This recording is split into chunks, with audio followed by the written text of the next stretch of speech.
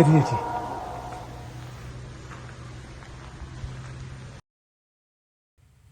പ്രദീപേ വരൂ. പ്രദീപിന് എൻ്റെ കഥ കേൾക്കാനല്ലേ ആഗ്രഹം. പ്രീ ഡിഗ്രി കഴിഞ്ഞപ്പോൾ നഴ്സിങ്ങിന് പോകാനായിരുന്നു എനിക്ക് ആഗ്രഹം.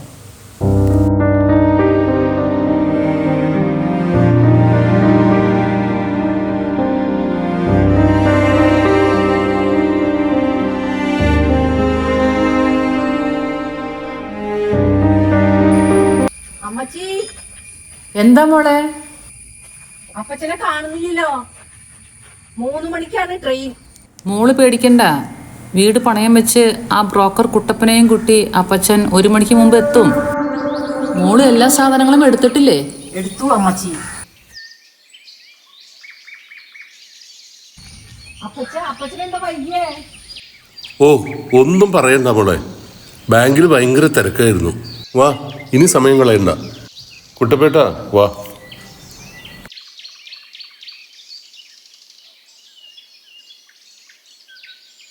ശരി മോളെ. നന്നായി വരട്ടെ.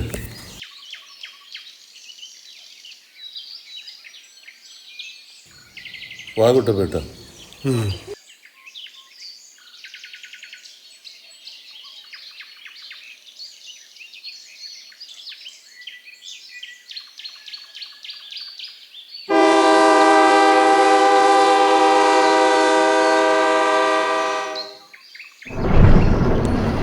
അഡ്മിഷനും കാര്യങ്ങളുമെല്ലാം കൊച്ചാപ്പുച്ചേട്ടൻ പെട്ടെന്ന് ശരിയാക്കി.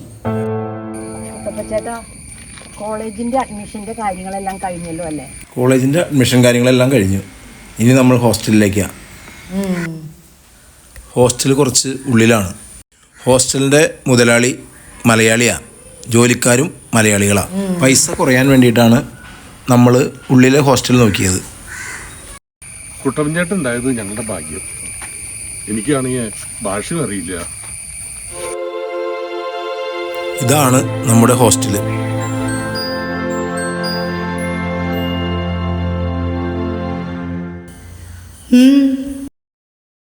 കുട്ടപ്പൻചേട്ടൻ ഒരു റൂമിന്റെ കാര്യം പറഞ്ഞിരുന്നു. Mary Francis. വാ ഇരിക്കി. അപ്പോൾ മേരി, ചില കാര്യങ്ങൾ കൃത്യമായി പറയാനുണ്ട്. എല്ലാ മാസവും ഫീസ് 2-ന് കൃത്യമായിരിക്കണം. രാത്രി 9 മണിക്ക് ലൈറ്റ് ഓഫ് ചെയ്യണം. വെള്ളം അധികം ഉപയോഗിക്കാനും പാടില്ല.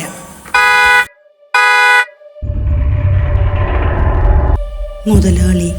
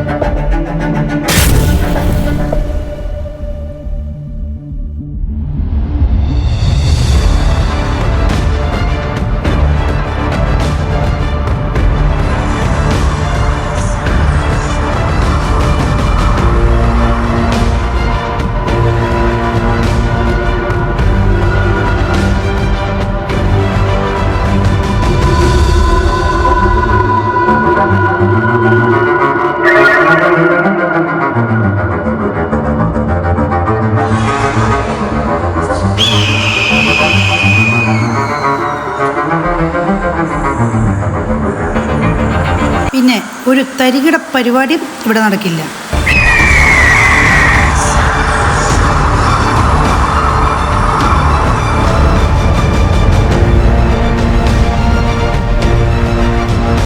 പിന്നെ ഒരു കട്ടിലേ കാണൂ.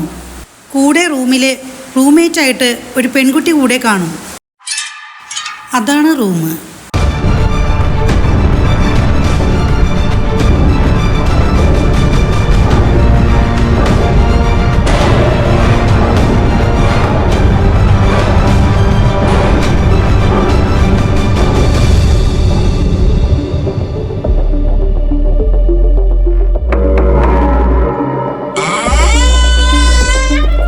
ആൻഡ് എൻ്റെ റൂംമേറ്റ് സിമി. മോളെ തല കറങ്ങുന്നു അപ്പച്ച, തല കറങ്ങുന്നു. മോള് കുറച്ച് സമയം റെസ്റ്റ് എടുക്കുക.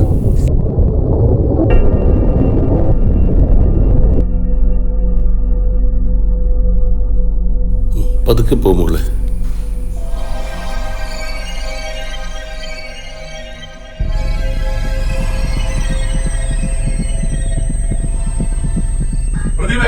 പോകാൻ പറ്റേ?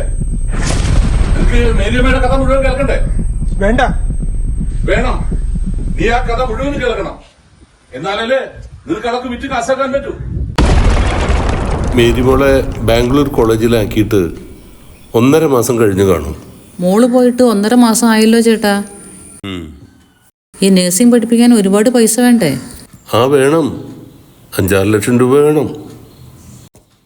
അതൊന്നും സാരില്ലെന്നേ.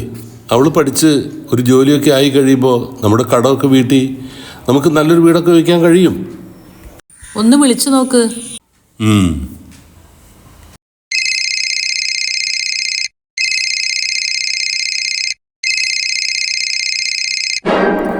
ഇത് മോളുടെ ഹോസ്റ്റലിൽ നിന്നുള്ള ഫോണാണല്ലോ. മേരി കുറേ ദിവസമായി കോളേജിൽ പോയിട്ട് എന്ത്? മയക്കുമരുന്നിന്റെ ഉപയോഗവും നന്നായി നടക്കുന്നുണ്ട്. റൂമിൽ ആൺ സുഹൃത്തുക്കളെ കൊണ്ടുവരുന്നുണ്ട്. ഇങ്ങനെ ഒരാളെ ഇവിടെ പറ്റില്ല. നിങ്ങൾ ഉടനെ തന്നെ വന്ന് നിങ്ങളുടെ മകളെ ഇവിടെ നിന്ന് കൂട്ടിക്കൊണ്ടു പോകണം.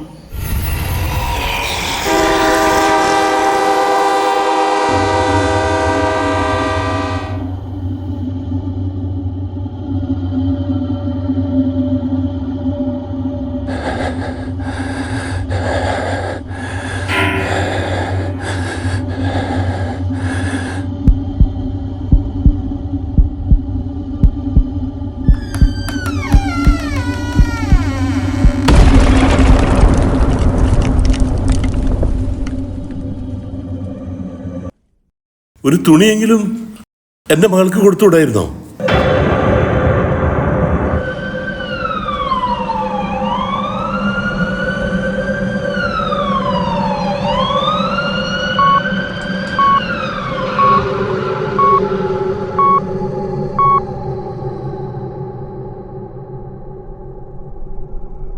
മേരി ഫ്രാൻസിസിന്റെ അപ്പച്ചനാണല്ലേ? വളരെ ഭയാനകമായ കൊടിയ പീഡനമാണ് നടന്നിരിക്കുന്നത്. എത്ര പേർ പീഡിപ്പിച്ചു എന്ന് മനസ്സിലാക്കാൻ സാധിച്ചിട്ടില്ല. അമിതമായ രീതിയിലുള്ള മയക്കുമരുന്നുകൾ രക്തത്തിൽ കലർന്നിട്ടുണ്ട്. സിവിയർ മേജർ ഡിപ്രഷൻ കാരണം മേരി ടോക്ക് തെറാപ്പിക്കും മെഡിസിനും റെസ്പോണ്ട് ചെയ്യുന്നില്ല. എന്താണ് സംഭവിച്ചത് എന്ന് അറിയണമെങ്കിൽ ഒരു ഷോക്ക് ട്രീറ്റ്മെന്റും ഹിപ്നോട്ടിക് തെറാപ്പിയും വേണ്ടിവരും.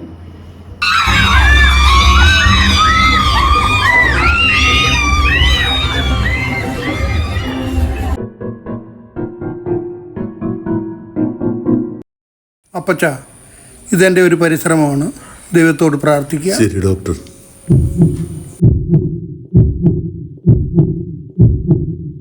മേരി, ഞാൻ ഡോക്ടർ മാത്യൂസ്. ഞാൻ മേരിയെ ഒന്ന് മയക്കാൻ പോവുകയാണ്. അന്ന് ഹോസ്റ്റലിൽ നടന്ന കാര്യങ്ങൾ ഒന്ന് ഓർത്തു പറയാമോ? ഹോസ്റ്റലിൽ എനിക്കൊരു റൂംമേറ്റ് വന്നു. ഹായ്, ആൻഡ് എൻ്റെ റൂംമേറ്റ് സിമി. ഞങ്ങൾ വളരെ പെട്ടെന്ന് അടുത്തു. എനിക്ക് വേണ്ട എല്ലാ കാര്യങ്ങളും അവൾ ചെയ്തു തന്നു. സിമി, നീ എനിക്ക് എന്തോരു സാധനങ്ങളാണ് വാങ്ങിച്ചു തരുന്നത്? അത് സാരല്ലടോ, നമ്മൾ ഫ്രണ്ട്സ് ഇല്ലേ? ഇതൊന്നും തിരിച്ചു തരാൻ എന്നെ കൊണ്ട് പറ്റുമെന്ന് തോന്നുന്നില്ല. വേണ്ട, നീ എൻ്റെ ഫ്രണ്ട് ഇല്ലേ? മേരി, അത് എൻ്റെ ഫ്രണ്ടിൻ്റെ വീട്. ഞാൻ പോയിട്ട് വരാം, ഒരു 5 മിനിറ്റാ. ശരി മേരി, ഒരു 5 മിനിറ്റാ.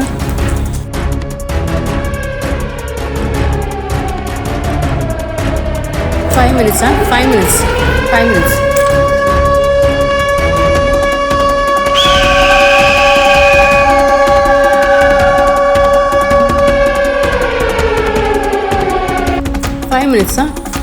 സിമി, 1.5 മണിക്കൂറായല്ലോ. എന്തൊരു ചൂടാ. 5 minutes. സിമി, നമുക്ക് പോകാം. 5 minutes, huh?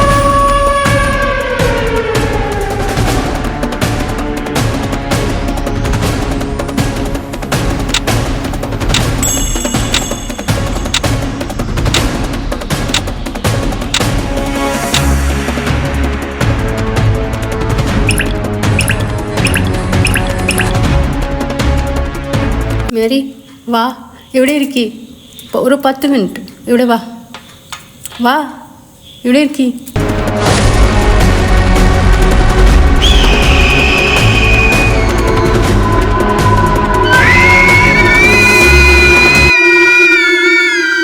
വേണ്ട സിമി, വേണ്ട.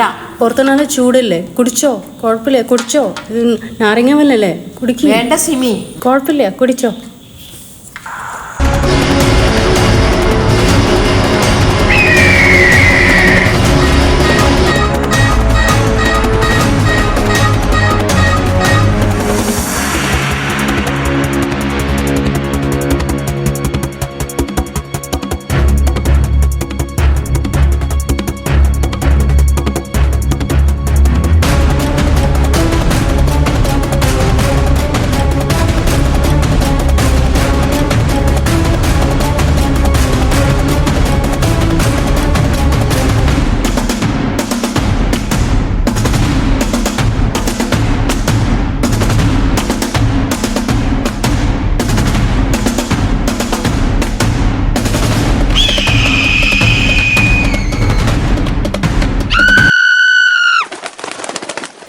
ആത്മഹത്യ ചെയ്യാനായിരുന്നു തീരുമാനം.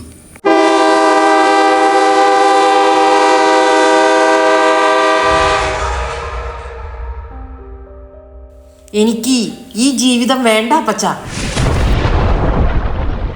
മോളെ, മോളുടെ കൂടെ എന്നും ഈ അപ്പച്ചനുണ്ടാകും.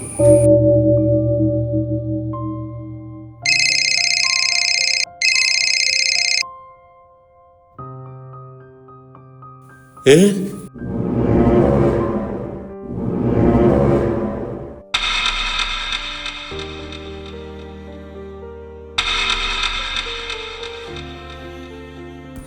നമ്മൾ ആത്മഹത്യ ചെയ്താൽ നമ്മുടെ അമ്മയ്ക്ക് പിന്നെ കൂട്ടായിട്ട് ആരുണ്ട്?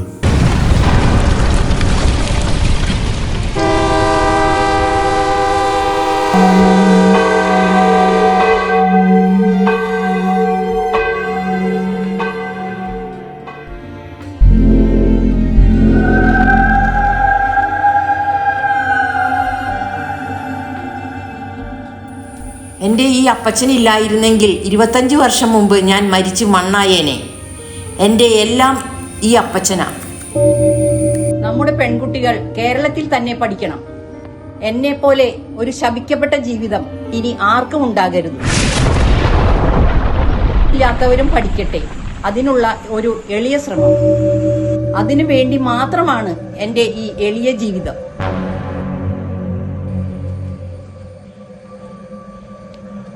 നിങ്ങളുടെ കുടുംബത്തിലാണ് ഇങ്ങനെ ഒരു സംഭവം ഉണ്ടായിരുന്നതെങ്കിൽ നിങ്ങൾ എന്തു ചെയ്യും പ്രദീപ്? നിങ്ങളത് ലോകത്തെ അറിയിക്കുമോ? നിനക്ക് അമ്മയും പെങ്ങളും ഭാര്യ മക്കളും എല്ലാരും ഉണ്ടല്ലോ. മറ്റുള്ളവരുടെ വേദനയിൽ ആ പഴുപ്പിൽ കുത്തി ആ വേദന വിറ്റ് ജീവിക്കുന്ന നിന്നെ പോലെയുള്ള കഴുകന്മാരാണ് ഈ നാടിന് ശാപം. ഈ റിപ്പോർട്ടർ ജോലി ഇന്നിവിടെ ഞാൻ ഉപേക്ഷിക്കുകയാണ്.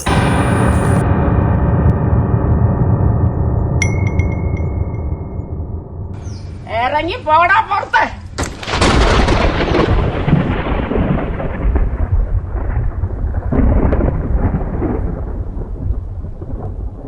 അമ്മച്ചി ചോദിച്ചില്ലേ എനിക്ക് അമ്മയും പെങ്ങന്മാരും ഭാര്യയും മക്കളും ഉണ്ടോന്ന്? എന്റെ ജീവിതത്തിലാണ് ഇങ്ങനെ സംഭവിക്കുന്നതെങ്കിൽ അമ്മയാണ് സത്യം. വെട്ടിക്കൊന്നുകളയും ഞാൻ, അതാരായാലും.